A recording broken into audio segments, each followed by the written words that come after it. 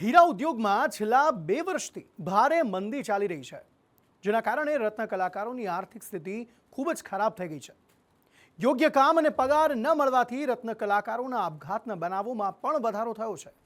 મંદીના કારણે રત્ન કલાકારો હડતાલ પર છે અને વેતન વધારાની માંગ સાથે રત્ન કલાકાર એકતા રેલી પણ કાઢવામાં આવી હતી. શું સ્થિતિ છે રત્ન કલાકારોની, જોઈએ આ અહેવાલમાં. સાંભળો સાંભળો સાંભળો, હીરાના ભાવ વધારવા માટે હડતાલ પાડી છે.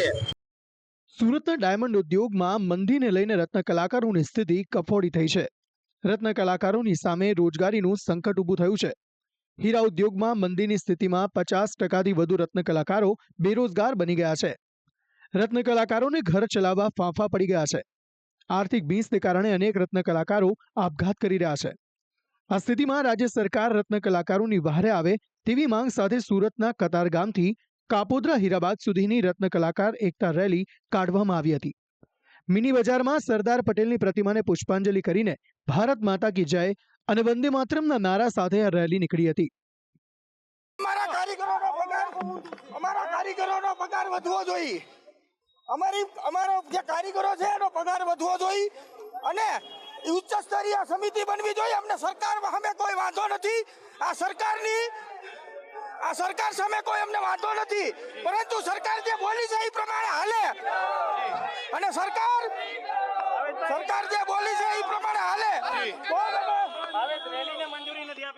અરે રેલીને મંજૂરી આ લોકશાહી છે અને અમે લોકશાહી તમે ચાલનારા વ્યક્તિઓ છીએ અને રેલીની મંજૂરી પોલીસને કઈ રાજકીય પ્રેશર હોવાને કારણે કદાચ ન આપી હોય, પરંતુ અમે પોલીસ સાથે સંકલન કરી શાંતિપૂર્ણ રીતે આ રેલી કાઢવાનો પ્રયાસ કરીએ છીએ.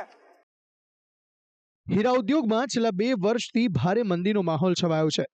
આ મંદીની સીધી અસર રત્ન કલાકારો પર પડી રહી છે, જેમને યોગ્ય કામ અને પગાર ન મળતા ઘર ચલાવવું મુશ્કેલ બન્યું છે. આર્થિક સંકટના કારણે કેટલાક રત્ન કલાકારો એટલા હતાશ હતા કે તેમણે આપઘાત કરવા સુધીના પગલાં ભર્યા છે. આ સમસ્યાને ઉકેલવા માટે રત્ન કલાકારો અને ડાયમંડ વર્કર યુનિયન દ્વારા સરકાર સમક્ષ રાહતની માંગ સાથે અનેક રજૂઆતો કરવામાં આવી હતી, પરંતુ તેમની માંગણીઓ સ્વીકારવામાં ન આવતા આખરે તેઓએ આક્રમક વલણ અપનાવ્યું છે. રાજ્ય સરકાર સમક્ષ રત્ન કલાકારોની કેટલીક મુખ્ય માંગણીઓ આ પ્રમાણે છે. રત્ન કલાકાર કલ્યાણ બોર્ડ બનાવવામાં આવે. રત્ન કલાકારો માટે રત્નદીપ યોજના જાહેર કરો. રત્ન કલાકારો માટે આર્થિક પેકેજ જાહેર કરો. મોંઘવારીને ધ્યાને લઈ 30% પગાર વધારો આપો. હીરા ઉદ્યોગમાં લેબર લોનું ચુસ્તપણે પાલન કરો. ભાવ વધારા પર એક વિશિષ્ટ સમિતિ બનાવો. રત્ન કલાકારો પાસેથી લેવાતો પ્રોફેશનલ ટેક્સ નાબૂદ કરો. આપઘાત કરતા રત્ન કલાકારોના પરિવારોને આર્થિક મદદ કરો. મંદી અને કારખાના માલિકોના શોષણથી કંટાળીને સુરતમાં રત્ન કલાકારોએ હડતાલનું શસ્ત્ર ઉગામ્યું છે.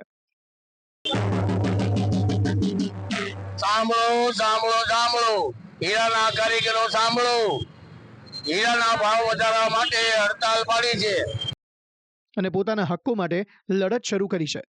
આ સાથે જ રત્ન કલાકાર એકતા રેલી કાઢીને પોતાની એકતા દર્શાવી હતી. રત્ન કલાકારોનું કહેવું છે કે સરકારે તેમની સમસ્યાઓ પર ધ્યાન આપી રાહત પેકેજ આપવું જોઈએ. જો તેમની માંગણીઓ પૂરી નહીં થાય તો આગામી દિવસોમાં આંદોલનની ચીમકી પણ તેઓએ આપી છે. અને એક તો મોંઘવારીનો ભાવ બહુ અત્યારે વધી, કોઈ પણ વસ્તુ લેવા જાય છે મોંઘવારી વસ્તુ છે. તો આજે રત્ન કલાકારોને અમારું એવું કેવું છે, મંદીના આડની અંદર જે પગાર એને ડાઉન કર્યો હતો એ પગાર તો એને પાછો અપાવી દો. આજે વ્યવસ્થિત અત્યારે હીરા ઉદ્યોગ ચાલુ થઈ ગયા છે, તો એને 50% ડાઉન લઈ ગયા હતા એના પગારમાં, તો એને 50%નો વધારો કરજો. 50 ન કરે તો છેલ્લે 30%નો તો વધારો કરો. અને બીજું કે જેટલા 50થી વધારે આજે રત્ન કલાકારોએ આત્મહત્યા કરી છે, તો એનું કોણ? તો સરકાર પાસે એ માંગણી હતી કે ભાઈ 50થી વધારે જે પબ્લિકે આત્મહત્યા કરી છે એના પરિવારને આર્થિક પેકેજ જાહેર કરો, કલ્યાણ બોર્ડ અહીંયા રજૂ કરો. ડાયમંડ વર્કરોની સ્થિતિ ખૂબ જ ખરાબ બની છે. ફેક્ટરી સંચાલકો કરોડો કમાય છે, પણ રત્ન કલાકારોને કશું મળતું નથી. આ પેઢી માલિકોએ રત્ન કલાકારોને રેલીમાં ન જોડાવા દબાણ કર્યું હતું. તેમ છતાં મોટી સંખ્યામાં રત્ન કલાકારો આ રેલીમાં જોડાયા હતા. મહત્વનું છે કે 2 સપ્તાહ પહેલા ઓલ ગુજરાત ડાયમંડ એસોસિએશને સીએમ ભૂપેન્દ્ર પટેલને રજૂઆત કરી રત્ન કલાકારોના પગાર વધારા, હીરાના ભાવમાં વધારો કરવા અને રત્ન કલાકાર કલ્યાણ બોર્ડની રચના કરવાની માંગ કરી હતી. આ ઉપરાંત બેરોજગાર રત્ન કલાકારો માટે રત્નદીપ યોજના જાહેર કરવા સહિતના મુદ્દે કમિટી બને એવી માંગણી કરી હતી. છતાં સરકારે કોઈ ઠોસ પગલાં લીધા નથી. સરકાર દ્વારા વખતો-વખત માત્ર આશ્વાસન આપવામાં આવે છે, પરંતુ કોઈ પગલાં લેવામાં નથી આવતા. માંગણી એટલી જ છે કે પગાર વધવો જોઈએ, કેમ કે મોંઘવારી વધતી જાય છે અને અમારા કામદારોના પગાર ઘટે છે. એના કારણે આપઘાત કરવા મજબૂર બને છે. ત્યારે સરકારે તાત્કાલિકના ધોરણે આર્થિક પેકેજ જાહેર કરવું જોઈએ. રત્ન કલાકાર કલ્યાણ બોર્ડની રચના કરવી જોઈએ. આપઘાત કરતા રત્ન કલાકારોના પરિવારને મદદ કરવી જોઈએ અને વ્યવસાય વેરો નાબૂદ કરવો જોઈએ. ખાસ તો ભાવ વધારા બાબતે ઉચ્ચ સ્તરીય સમિતિ બને અને રત્ન કલાકારોનો મિનિમમ પગાર નક્કી થાય કે જેથી કરીને એનું ઘર ગુજરાન ચાલે, એવી અત્યારે અમે સરકાર સમક્ષ અને માલિકો સમક્ષ માંગણી કરી છે. સુરતના મંદીમાં સપડાયેલ ડાયમંડ ઉદ્યોગનો મુદ્દો સંસદમાં પણ ઉઠ્યો હતો. 0 અવર્સમાં સાંસદ મુકેશ દલાલે રત્ન કલાકારોની વેદના સંસદમાં વ્યક્ત કરી હતી. મુકેશ દલાલે જણાવ્યું હતું કે સુરતમાં હાલ ડાયમંડ ઇન્ડસ્ટ્રી મંદીમાં ફસાઈ છે. યુદ્ધની પરિસ્થિતિમાં ડાયમંડ ઇન્ડસ્ટ્રી ફસાઈ છે. હીરાના વેપારીઓ પાસે અબજો ડોલરનો માલ પડ્યો છે. 25 લાખ રત્ન કલાકારો બેરોજગાર થવાની કગાર પર છે. રત્ન કલાકારોને ઘર ચલાવવું પણ મુશ્કેલ બની રહ્યું છે. સરકાર રિવ્યુ કમિટીની રચના કરે અને રત્ન કલાકારોની મદદ કરે. કોઈપણ ઉદ્યોગની કરોડરજ્જુ તેનો વર્કફોર્સ હોય છે. જો રત્ન કલાકારો જે ડાયમંડ ઇન્ડસ્ટ્રીથી વિમુખ થઈ જશે તો સુરતમાં હીરા ઉદ્યોગ મૃતપાય બની જશે. હીરા ઉદ્યોગને ઉગારવા માટે પણ સરકારે રત્ન કલાકારોની મદદ કરવી પડશે. જો સરકાર તરફથી પણ રત્ન કલાકારોને મદદ નહીં મળે તો રત્ન કલાકારોએ હીરા ઉદ્યોગનો બહિષ્કાર કરવાની ચીમકી ઉચ્ચારી છે. બ્યુરો રિપોર્ટ, સંદેશ ન્યૂઝ. રાજ્યમાં ફેબ્રુઆરીથી જ ગરમીની શરૂઆત થઈ હતી. શિયાળામાં પણ જોઈએ તેટલી ઠંડી ન પડતા કેરીના પાકને અસર થઈ છે. આ ગ્લોબલ વોર્મિંગની અસરના પગલે કેસર કેરીનો કેટલોક પાક નિષ્ફળ છે, જેને લઈને આ વર્ષે કેરીનું ઉત્પાદન પણ ઓછું થવાના એંધાણ છે. ત્યારે કેરીની કિંમતો પણ આસમાને પહોંચશે. કેરીનો પાક લેતા ખેડૂતોની સ્થિતિ પણ કફોડી બની છે. આ વર્ષે મોંઘીદાટ કેરી સામાન્ય વર્ગ માટે કેવી રીતે બનશે દુષ્કર, જોઈએ અહેવાલમાં. ગીર સોમનાથ જિલ્લો કેસર કેરીનું હબ ગણાય છે. જિલ્લાના ગ્રામ્ય વિસ્તારોમાં પ્રગતિશીલ ખેડૂતો મોટા પાયે બાગાયત પાકોમાં કેસર કેરીનું વાવેતર કરે છે.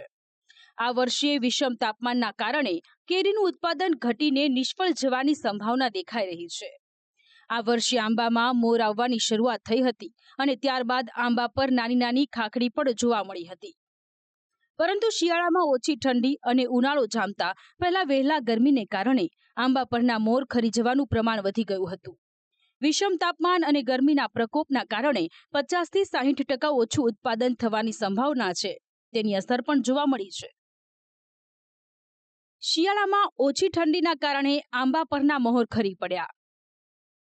આંબા પર ફૂટેલી નવી કુંપળો કેરીના ઉત્પાદન પર માઠી અસર કરે છે. અનેક ખેડૂતો બગીચાઓમાંથી આંબાના વૃક્ષો દૂર કરી રહ્યા છે. કેરીનો પાક ઓછો ઉતરતા આ વર્ષે કેસર કેરી મોંઘી દાટ મળશે. કેરી મોંઘી થતા સામાન્ય વર્ગ માટે કેરી ખાવી દુષ્કર બની જશે. આ વર્ષે આંબા ઉપર નવી કુંપળો ફૂટતા કેરીનો ગ્રોથ અટક્યો હતો અને ગ્રોથ અટકી પડતા નાની કેરીઓ ખરી પડી હતી. એપ્રિલના પ્રારંભે એટલે કે કેરીના મોરમાં ફળ આવવાના ટાણે જ અચાનક આંબા ઉપર નવી કુંપળો ફૂટીને નવા પાન આવવા લાગ્યા હતા. સામાન્ય રીતે આંબા પર ચોમાસામાં પાન આવતા હોય છે, પરંતુ વહેલા નવા પાન આવી જતા કેરીના ફળનો ગ્રોથ અટકી ગયો હતો. તેમજ નાની નાની કેરીઓ ખરી પડવા લાગતા કેરીનો ઉતારો ઘટી જવાની સ્થિતિ હાલ જોવા મળી રહી છે. હાલની વિષમ પરિસ્થિતિના કારણે આંબા ઉપર કેરીનું 60 થી 70% એટલે કે સામાન્યથી પણ ઓછું ઉત્પાદન જોવા મળી રહ્યું છે.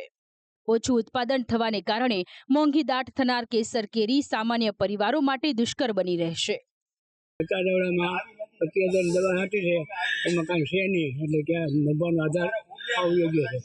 દીપાદી પરિસ્થિતિ બદલતી ગયા ડબરી પડતી જોવાન થાય ત્યાં જાય તો ઓળે નહીં એવી કોઈ થઈ ગઈ શકે. આ વખતે આંબામાં મોર તો સારા આવ્યા હતા પણ બહુ આવ્યા હતા, બહુ સારું રહ્યું. લાઈટ છે દવા સાથે રાખ્યા. લાઈટ છે ઊંડા ઉતરી ગયા ખાડામાં.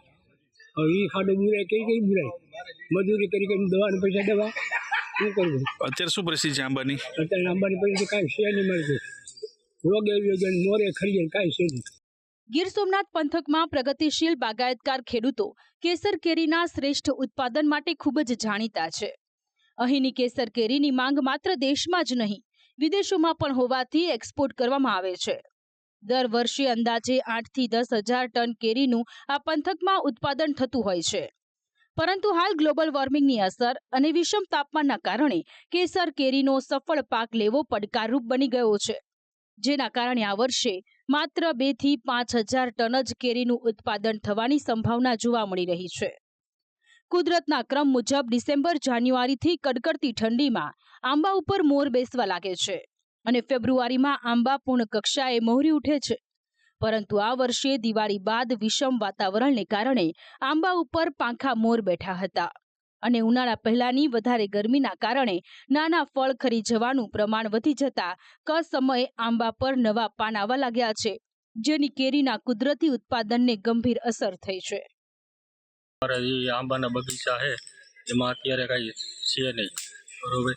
અત્યારે દવા છાંટી પણ એમાં કઈ અટાણે કઈ છે નહીં અને અમે ખર્ચો કર્યો પણ કઈ લેખે લાગે એમ નથી અત્યારે. પછી એમાં અટાણે અમારે કઈ થાય એમ નથી. અમારે આંબાની સિઝન ક્યારે હોય છે? અમારે સિઝન અત્યારે ચા હોય અટાણે. શું પરિસ્થિતિ છે આખા જિલ્લા તાલુકામાં? આખા તાલુકામાં અટાણે પરિસ્થિતિ બહુ છે, એમાં કઈ અટાણે થાય એમ નથી. આ ઉપરાંત કેરીનો પાક લેતા ખેડૂતો સહાયથી પણ વંચિત છે. જે ખેડૂતોનો કેરીનો પાક નિષ્ફળ ગયો તેને સહાય પણ મળી નથી. ગીર સોમનાથ જિલ્લાના તાલાલા પંથકમાં છેલ્લા 5 વર્ષથી કેસર કેરીનો પાક અવિરત ઘટતો જાય છે. આ વર્ષે મોટાભાગના બગીચામાં કેરીનો પાક નાશ પામ્યો છે. છતાં પણ બાગાયત વિભાગના સરકારી બાબુએ સરકારમાં સર્વેનો જે અહેવાલ મોકલેલ છે તે ગોળ અને સંપૂર્ણ ખોટો મોકલી કેસર કેરીના ઉત્પાદક ખેડૂતોને પડ્યા ઉપર પાટું મારવા સમાન છે. તાલાલા પંથકમાં કેસર કેરીનો પાક નિષ્ફળ જવા બદલ કેસર કેરી પકવતા કિસાનોને જવાબદાર ગણાવી બાગાયત વિભાગ તેમની નિષ્ફળતાનો દોષનો ટોપલો કિસાનો ઉપર ઢોળી અન્યાય કર્યો છે. ત્યારે ખેડૂતોની રજૂઆત બાદ કેન્દ્ર સરકારે કેરીના પાકના ખોટા સર્વે મામલે તપાસની સૂચના આપી છે. ભારત સરકારના કેન્દ્રીય કૃષિ વિભાગમાંથી તપાસનો આદેશ છૂટ્યો છે. બાગાયતી વિભાગના ખોટા સર્વેથી ખેડૂતોમાં આક્રોશ હતો. ચાલુ વર્ષ દરમિયાન તાલાળા પંથકમાં કેરીનો જે બગાયતી પાક નિષ્ફળ ગયો છે, જે બાબતે ગુજરાત સરકાર દ્વારા સર્વે અહેવાલ મંગાવવામાં આવ્યો હતો. જે સર્વે અહેવાલ અહીંના સ્થાનિક બગાયત અધિકારીશ્રી દ્વારા સર્વે અહેવાલમાં કેરીના ઓછા ઉત્પાદન પાછળ ખેડૂતોને જવાબદાર ઠેરવવામાં આવ્યા છે અને વાસ્તવિક પરિસ્થિતિથી તદ્દન વિપરીત અને ખોટો અહેવાલ રજૂ કરવામાં આવ્યો છે. જેના વિરોધમાં અમે અહીંના સ્થાનિક અધિકારીશ્રીઓને પણ આવેદનપત્ર પાઠવવામાં આવ્યું હતું અને સાથોસાથ કેન્દ્ર સરકારમાં કૃષિ અને ખેડૂત કલ્યાણ વિભાગમાં પણ એક પત્ર લખીને ફરિયાદ કરવામાં આવી હતી. જેના અનુસંધાને કૃષિ વિભાગ, ખેડૂત અને કલ્યાણ વિભાગ નવી દિલ્હીથી ગાંધીનગર બગાયત નિયામકશ્રીને આ બાબતે તપાસના આદેશ આપવામાં આવ્યા છે. કેરીના શોખીનો સિઝનના પ્રારંભથી જ કેરી ખાવાની શરૂઆત કરી દેતા હોય છે.